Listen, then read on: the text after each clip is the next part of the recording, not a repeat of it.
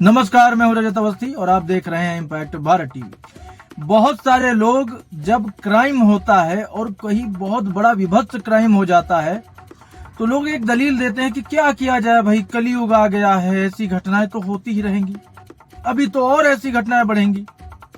कलयुग लाने वाला कौन है? हम ही तो उसके पात्र बनते हैं ना, ये समाज ही तो उसका पात्र बनता है ना। अगर यही समाज इन कुरीतियों को छोड़े और ऐसे क्राइम करना बंद कर दें, लोग जो मानसिक रूप से इतना ज्यादा बीमार हो गए हैं कि उनको रिश्तों की भी परवाह नहीं रह गई है। एक ऐसे ही दिल दहला देने वाली आज खबर का आपको विश्लेषण करके बताऊंगा मैं। खबर औरैया उत्तर प्रदेश से है। एक 12 वर्ष की बच्ची, आप सोचिए, एक 12 वर्ष की बच्ची जिसकी माँ का कुछ समय पहले निधन हो गया, वो अपने दादा, पिता, चाचा, चाची और दादी के साथ रहती है। लेकिन जब माँ दुनिया में नहीं रही तो वही लोग जिनको वो अपनी दुनिया मानती हो, आदमी, व्यक्ति, जो भी किसी पे कोई भी समस्या आती है, कुछ भी ऐसी स्थिति आती है तो किस पर भरोसा करता है? अपने घर वालों पे ही करता है ना। बच्चियां किसके सहारे रहती? घर वालों के, पिता, बाबा, चाचा। लेकिन जब वही लोग हैवान बन जाए, बाबा, पिता, चाचा पर उस बच्ची के साथ महीनों तक दुष्कर्म का आरोप लगा है। यहां तक कि आरोप तो यह है कि वो बच्ची गर्भ से है और उसने ये अपनी मौसी के साथ जा करके थाने में ये केस दर्ज कराया है। आप सोच सकते हैं कि ये भी हो सकता है दुनिया में, भारत में। मैं हमेशा कहता हूं कि क्या नारियों को पूजने की बात केवल ग्रंथों तक सीमित है, या रामायण के समय जब चौपाइया लोग रामायण अपने रामचरितमानस का पाठ घर में करवाते हैं, उसी समय बस वाह वाह करते हैं कि अरे देखो भगवान राम ने कैसे किया, अरे सीता माता थी। लेकिन अपने घर की सीता की पूजा कोई करता है क्या? अपनी बहन बेटियों की रक्षा करता है क्या? अरे बाहरी से क्या करोगे जब आप ही भक्षक बन जाओगे। बहुत मन दुखी होता है जब इस तरह की घटनाओं का विश्लेषण मुझे करना पड़ता है, लेकिन मैं करता हूं क्योंकि मेरी ये जिम्मेदारी है, मेरा ये दायित्व है। लेकिन आपको मैं फिर आज बोलूंगा, ये बात हमेशा बोलता हूं क्योंकि मैं हर चीज ऑब्जर्व करता हूं। इस घटना को अभी तक किसी भी चैनल ने अभी तक नहीं दिखाया है।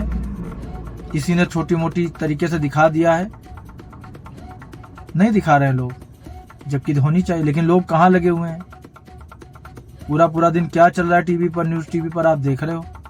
मैंने इस घटना को उठाया क्योंकि समाज में इन सब चीजों पर बात होनी बड़ी अनिवार्य है। समाज ऐसे थोड़ी सुधरेगा, लोग ऐसे नहीं सुधरेंगे। उनके लिए कठोर नियम कानून बनाने पड़ेंगे, कठोर दंड करना पड़ेगा, देना पड़ेगा उनको, तब सुधार आएगा। और सुधार ना आए तो ऐसे राक्षसों का अंत उसी तरह से होना चाहिए जैसे रावण का हुआ था, उसी तरह से होना चाहिए ऐसे लोगों का अंत जैसे दुर्योधन का हुआ था।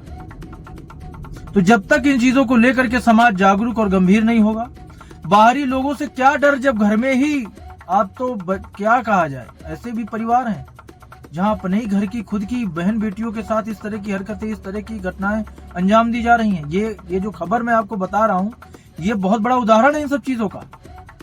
सोच सकता है कोई कि एक 12 वर्ष की बच्ची, उसका दादा, उसका पिता, उसका चाचा उसके साथ महीनों तक दुष्कर्म कर रहा था। तो इसी खबर की अब आपको पूरी मैं पहले जानकारी दे देता हूं, फिर बात करते हैं।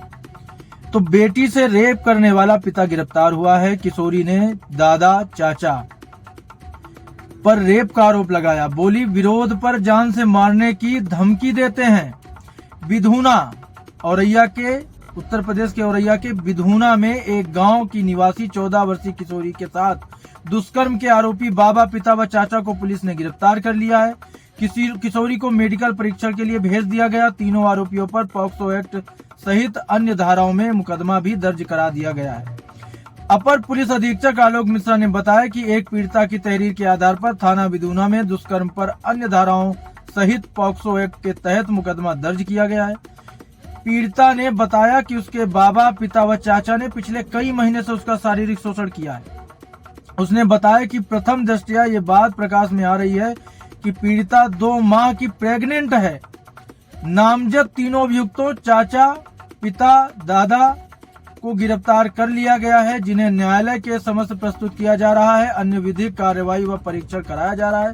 मौके पर शांति है। वहीं जानकारी मिली है कि पुलिस आरोपियों से पूछताछ के लिए न्यायालय से उनकी रिमांड भी मांग रही है। आज दिनांक 27/12/2024 को थाना विधुना जनपद औरैया अंतर्गत एक पीड़िता द्वारा प्राप्त तहरीर के आधार पर मुकदमा अपराध संख्या 456/2024 धारा 64F 65(1), 232(2) BNS व 5J2LN/6 पॉक्सो एक्ट के तहत अभियोग पंजीकृत किया गया, जिसमें पीड़िता द्वारा बताया गया कि उसके परिवारीजन जिसमें बाबा, पिता व चाचा द्वारा पिछले कई महीनों से उसका शारीरिक शोषण किया जा रहा है। उक्त के संदर्भ में पीड़िता का मेडिकल परीक्षण कराया जा रहा है। प्रथम दृष्टया यह बात प्रकाश में आ रही है कि पीड़िता 2 माह से प्रेग्नेंट है। नामजद तीनों अभियुक्त बाबा, पिता व चाचा को गिरफ्तार कर लिया गया है। उनको माननीय न्यायालय के समक्ष प्रस्तुत किया जा रहा है। अन्य विधिक कार्रवाई और परीक्षण कराया जा रहा है। मौके पर शांति है। किशोरी अपनी मौसी के साथ कोतवाली पहुंची, जहां उसने एक लिखित तहरीर दी, जिसमें उसने बताया था कि मेरी माता व पिता का करीब 10-12 वर्ष पूर्व झगड़ा हो गया था। तभी मैं अपनी माता के साथ दिल्ली चली गई थी। करीब 4 वर्ष पूर्व मेरे पिता व चाचा दिल्ली गए थे। वहां से मुझे गांव लेकर आ गए थे। आरोप लगाया कि उसके बाद लगभग 1 वर्ष से मेरे पिता, चाचा व बाबा द्वारा मेरे साथ गलत काम किया जा रहा था। मेरे बाबा खेत पर मेरे साथ अश्लील हरकत कर गलत काम करते थे। चाचा जबरिया कमरे में घुसकर गलत काम करता था व पिता उसके हाथ पैर बांधकर जबरिया दुष्कर्म करता था। जब इन लोगों के दुष्कर्म का विरोध करती तो वो लोग जान से मारने की धमकी देते थे। बताया कि उसकी मां का करीब डेढ़ वर्ष पूर्व उसकी मौत हो गई, जो मां थी इस बच्ची की। वह जब इन लोगों के दुष्कर्म से 2 माह की गर्भवती हो गई तो ये बात अपनी चाची को बताई। तो चाची ने कहा कि कोई दिक्कत नहीं, हम दवा खिला देंगे। बताया कि 22 दिसंबर को दिन में समय करीब 12 बजे मेरे पापा, चाचा व बाबा ने षड्यंत्र करके एक राय होकर जान से मारने की कोशिश की थी, जिससे कि किसी तरह ये जान बचाकर थाना दिव्यापुर क्षेत्र के गांव अपनी मौसी के घर पहुंच गई। जिसके बाद मौसी को पूरी आप बीती बताई। जिसके बाद वो मौसी के साथ कोतवाली आई और पिता, चाचा व बाबा के कृत्यों को उजागर कर उसके विरुद्ध कड़ी कार्रवाई करने की उसने मांग की और तहरीर दी, ताकि उसे न्याय मिल सके। तहरीर के आधार पर पुलिस ने मुकदमा दर्ज कर रात में ही पिता, चाचा, बाबा को गिरफ्तार कर लिया था। इसी के साथ किशोरी के बयान भी दर्ज किए गए थे। अब आप सोचो, ये घटना जो मैंने आपको बताई है, ये एक बार में सुन के हजम हो रही है क्या आपको दर्शकों? नहीं हो रही ना। हमारे यहाँ पिता को रक्षक माना जाता है, भाई रक्षक होते हैं, परिवार रक्षक होता है, और वही परिवार अगर इस तरह का हाल करे घर की बच्ची के साथ, आप सोचो, मतलब 12 से 14 वर्ष उसकी उम्र है, 2 महीने की वो प्रेग्नेंट हो गई है। चाची ने कहा कोई बात नहीं, हम दवा दे देंगे। इतना इजी होता है क्या? एक बच्ची का भविष्य बर्बाद कर दिया गया। इतना घृणित कार्य हुआ उसके साथ, उसके बाद इतना नॉर्मल कह देना कि कोई बात नहीं, हम दवा दे देंगे। इस सभ्य समाज में ये कब से स्वीकार होने लगा है? मेरी तो मांग है यूपी गवर्नमेंट से, योगी सरकार से मैं हाथ जोड़कर अपील कर रहा हूं कि ऐसे लोगों को भाई बख्शे ना, कठोर कार्रवाई हो ऐसे लोगों पर। और जो महिलाएं इस तरह की बातें करती है ना, असंवेदनशील, इन्हें भी सजा मिले। इनके नाम भी मुकदमा दर्ज होना चाहिए, इनके खिलाफ भी कठोर कार्रवाई होनी चाहिए। ये बाबा, चाचा और पिता की बात नहीं है, पूरे परिवार की मिली भगत है। एक बच्ची का भविष्य और उसका जीवन दांव पर लगा दिया गया। उसने विरोध किया तो उसकी जान लेने पर उतर आए वो लोग। ये चीजें कैसे स्वीकार कर सकता है ये देश? यहाँ नारियों को पूजने की बात होती है। नवरात्रि में इन बच्चियों का पैर धोकर लोग पूजन करते हैं, माता दुर्गा का रूप मानते हैं इन्हें।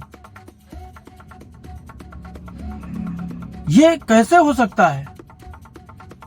ऐसा घृणित कार्य कैसे हो सकता है? ऐसा घृणित कार्य लेकिन नहीं हुआ। अब प्रशासन इसमें क्या करता है, ये देखने वाली चीजें हैं। प्रशासन को इसको सख्ती से लेना चाहिए और पुलिस अगर रिमांड ले रही है तो रिमांड पर कठोर कार्रवाई होनी चाहिए। रिमांड लेकर पूछताछ हो और ऐसे दोषियों को बिल्कुल भी बख्शा न जाए। ऐसे दोषियों को कम से कम फांसी की सजा तो होनी ही चाहिए जिन्होंने एक बच्ची के साथ इस तरह का कृत्य किया है। 12-14 वर्ष की बच्ची की क्या औकात होती है, हैसियत होती है, आप खुद समझ सकते हो। बच्चे हैं वो, लेकिन इन दुर्दांतों के लिए कोई रिश्ता मायने नहीं रखता। इनके लिए कोई रिश्ता, कोई समाज कुछ मायने नहीं रखता। क्या कह सकते हैं इसके लिए हम? कुछ नहीं कह सकते, बहुत कुछ कह सकते हैं। आप सब भी आवाज उठा सकते हो। ये जो केस आज आया मेरे सामने, मैंने अपनी जिम्मेदारी निभाई और मैं जवाब मांगूंगा प्रशासन से, यूपी पुलिस से भी जवाब मांगूंगा और मैं जवाब मांगूंगा यूपी सरकार से भी कि आपने इस पर क्या कार्रवाई की। लेकिन अब जबकि ये जो पूरा मामला है न्यायालय चला गया है तो हमें थोड़ा सा न्यायालय पर भी ट्रस्ट रखना ही चाहिए।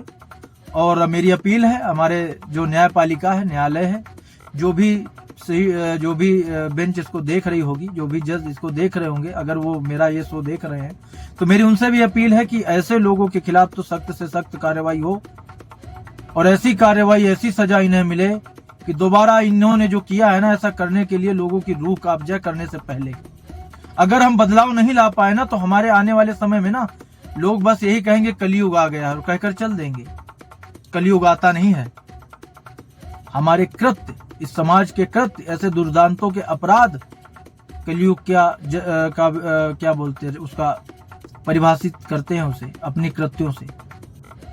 और ये बिल्कुल नॉर्मल चीज नहीं है। नॉर्मल तो कुछ भी नहीं है। जो हो रही हैं घटनाएं, रेप केसेस सामने आ रहे हैं, क्या रुक रहा है? कुछ तो नहीं रुक रहा है। आए दिन ऐसी घटनाएं सामने आ रही, रेप चाहे बच्ची का हो, किसी का भी, कुछ सब वो बहुत बड़ा अपराध है और इस पर बिल्कुल सख्त कार्रवाई, हमारी न्यायपालिका सख्त इस पर कोई फैसला दे और इसे बहुत जल्द फास्ट ट्रैक में डालना चाहिए इस पूरे केस को और जल्द से जल्द इस पर फैसला आना चाहिए ताकि दोबारा कोई ऐसा अपराधी इस तरह का कृत्य करने से पहले कम से कम डरे तो। और अगर हम अपने न्याय के द्वारा, दंड के द्वारा अगर उन्हें डरा नहीं पाए तो ये कृत्य रुकेंगे कैसे? ये एक सबसे बड़ा सवाल आज मैं छोड़ के आप लोगों के लिए जा रहा हूं। आप सब अगर YouTube पर देख रहे होगे आज का मेरा ये शो तो आप प्लीज कमेंट करके बताइएगा, अपनी राय रखिएगा। हम सब मिलकर अगर आवाज उठाते हैं तो बहुत कुछ बदला जा सकता है, बहुत कुछ बदलाव आ सकता है। तो आज की बड़ी खबर यहीं तक। अब हमारी मुलाकात आपसे जल्द होगी एक और बड़ी खबर के साथ। तब तक आप देखते रहिए इम्पैक्ट भारत टीवी।